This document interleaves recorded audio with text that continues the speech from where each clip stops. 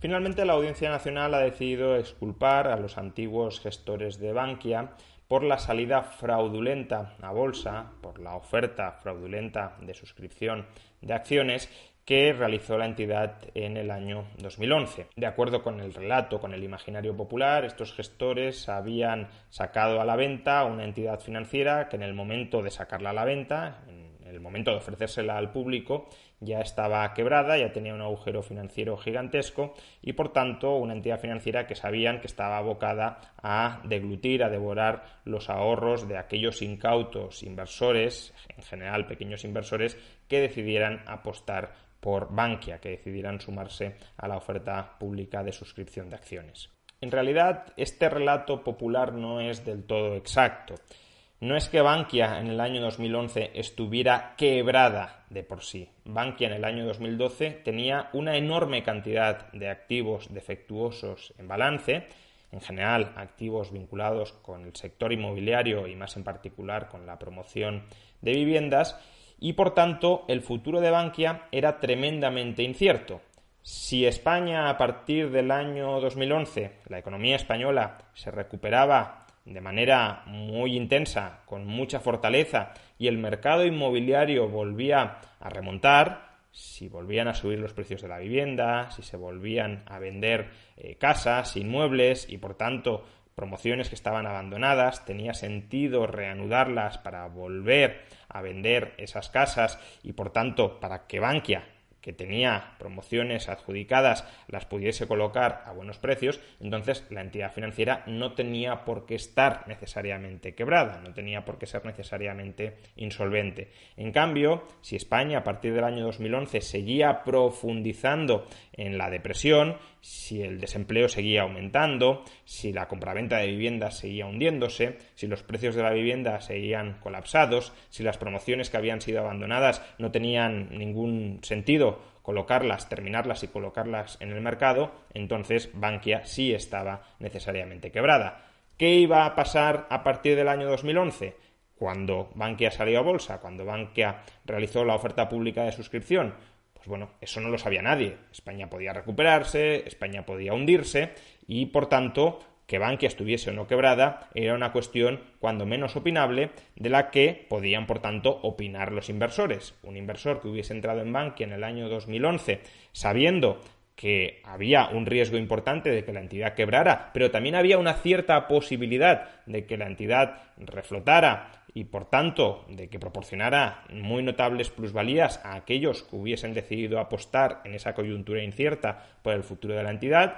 pues habría tomado una decisión que a lo mejor otros inversores habrían criticado, pero que desde el punto de vista de la inversión podría haber tenido sentido. Asumo riesgos a cambio de rentabilidades potenciales. Por tanto, el problema no era que Bankia sí o sí estuviera quebrada y que la oferta pública de suscripción de acciones sí o sí fuera a trasladarles a los ahorradores un agujero gigantesco que devorara su capital. De hecho, este es en cierta medida el argumento que utiliza la Audiencia Nacional para exculpar a los antiguos gestores de Bankia. Lo que nos dice es que el folleto de emisión de acciones y en general la operación de salida a bolsa de Bankia había estado suficientemente supervisada y controlada por los organismos reguladores como el Banco de España o como la Comisión Nacional del Mercado de Valores. Y por tanto, si estos organismos habían dado el visto bueno a las condiciones de oferta de los títulos financieros de Bankia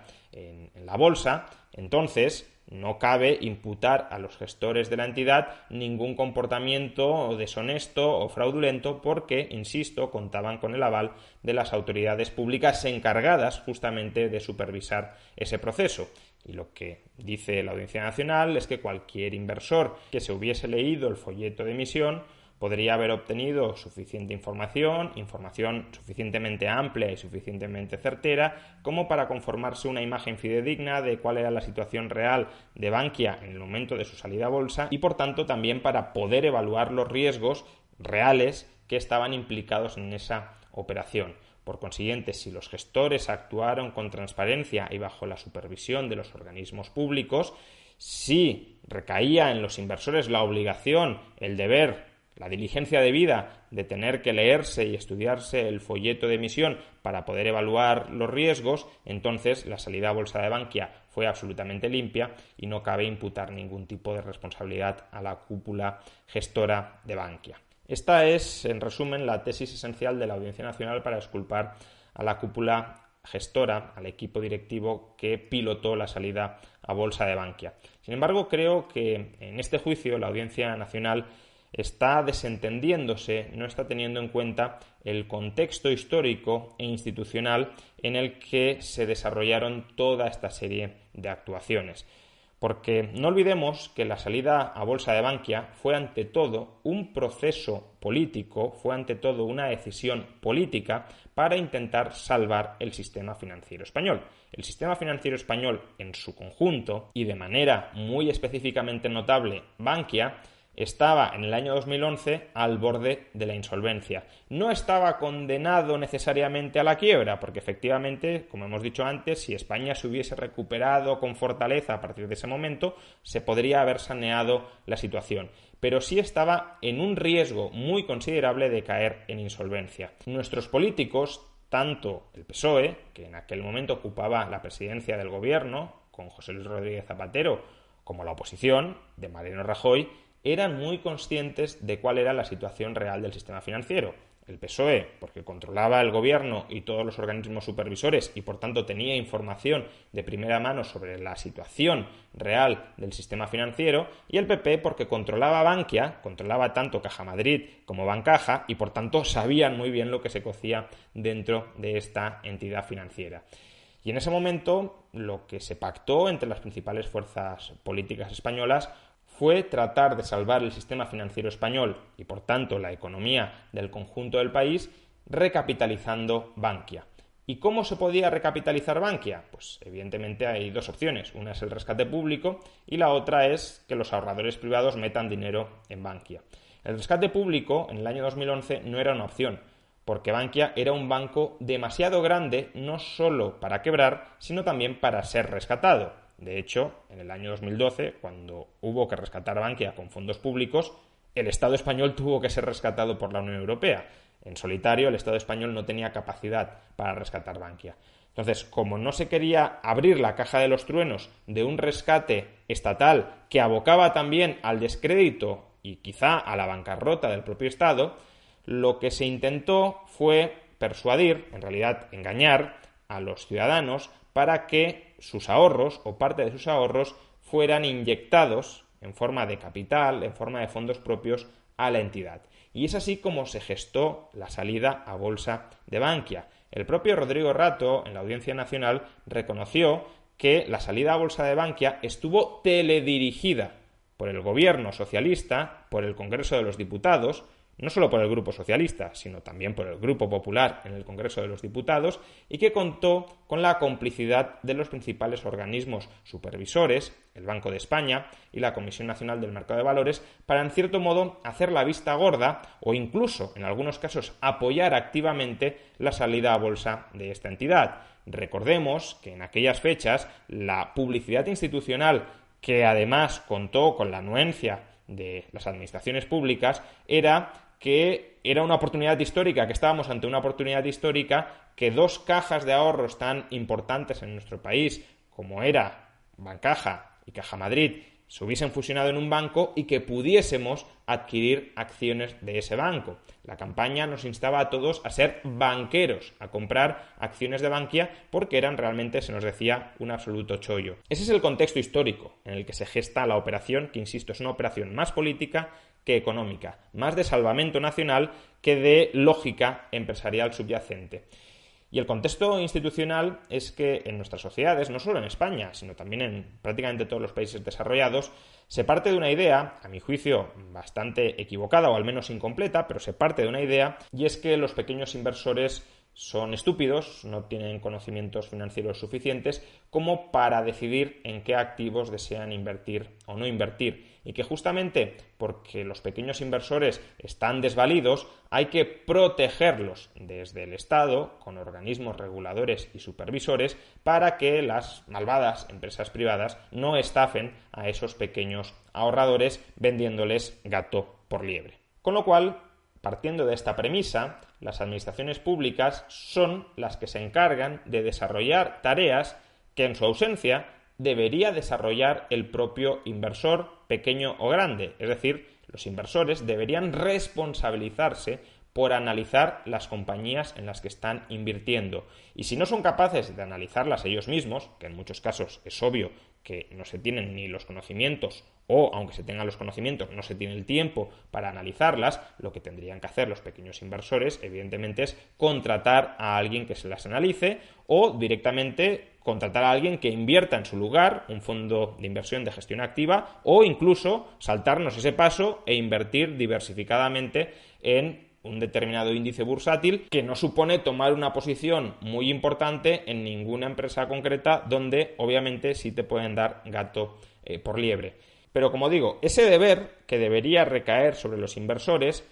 hoy recae sobre los hombros de las administraciones públicas, porque ellas mismas dicen que no se puede responsabilizar hasta ese nivel al inversor. Y por tanto son las administraciones públicas las que controlan, las que tutelan, las que pueden llegar a denegar emisiones de compañías que no están trasladando suficiente información con suficiente claridad a los inversores. Y claro, este modelo parece un modelo muy protector, muy paternalista. El Estado nos protege frente a la voracidad del mercado. Pero uno también se tiene que plantear, bien, puede que haya un fallo de mercado, admitámoslo, a efectos dialécticos, puede que haya un fallo de mercado, y es que mucha gente no es consciente de los riesgos que está asumiendo cuando invierte. Y por eso el Estado interviene para proteger a la gente de las consecuencias de sus decisiones ignorantes, de las consecuencias de sus decisiones imprudentes. Pero planteémonos, dentro de ese esquema de intervencionismo estatal para corregir un fallo de mercado, ¿qué sucede cuando los organismos públicos supuestamente encargados de velar por nuestra seguridad inversora, de protegernos frente a nuestra propia ignorancia, se coaligan para engañarnos, se coaligan para mentirnos, se coaligan para trasladarnos información inexacta o incompleta, de tal manera que nosotros hagamos lo que ellos quieren que hagamos? Pues en ese caso lo que sucederá es que el fallo del Estado, la corrupción institucional dirigida a engañar, no a proteger, sino a engañar a los pequeños inversores, será muchísimo peor que simplemente dejar a esos pequeños inversores que decidan por su cuenta, siendo conscientes de que no tienen toda la información y de que, por tanto, si no buscan asesoría externa, probablemente se equivoquen. Si la sociedad confía, por desgracia, ciegamente en los dictámenes políticos, en la protección inversora que nos ofrezca el sector público, cuando ese sector público deliberadamente nos quiere engañar, la gente caerá en masa en su trampa, porque como en general